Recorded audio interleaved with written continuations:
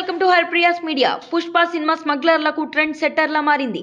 ఎందుకంటున్నానంటే ఇటీవల జరుగుతున్న స్మగ్లింగ్ వ్యవహారాలన్నీ పుష్ప తరహాలోనే ఉంటున్నాయి. డీజిల్ కార్లో ఒక నకిలీ సిఎన్జి సిలిండర్లో మరియు సీటు వెనుక భాగంలో అమర్చిన గంజాయి రవాణా చేస్తున్న ముఠా అరెస్టు చేశారు మేడ్చల్ పోలీసులు. సినిమాలను చూసి గంజాయి స్మగ్లర్లు మితిమీరిన తెలివితేటలు ప్రదర్శిస్తున్నారు. పోలీసుల నిఘా ఎక్కువ కావడంతో కారులో సిఎన్జి గ్యాస్ సిలిండర్లో గంజాయిని తరలిస్తున్న నిందితులను చూసి పోలీసులు ఆశ్చర్యపోయారు.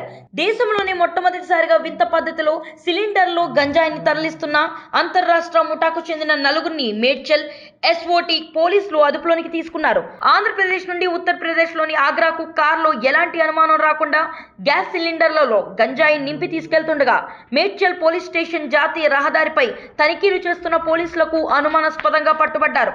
నలుగురు నిందితులను అదుపులోనికి తీసుకుని విచారించగా వారి వద్ద నుండి 25 కేజీల గంజాయి, 2 కార్లు, 6 చరవాణీలు స్వాధీనం చేసుకున్నట్లుగా, వాటి మొత్తం విలువ 40 లక్షలు ఉంటుందని డీసీపీ నిఖిత తెలిపారు. కేసు నమోదు చేసి నిందితులను రిమాండ్కు తరలిస్తున్నట్లుగా ఆమె తెలిపారు.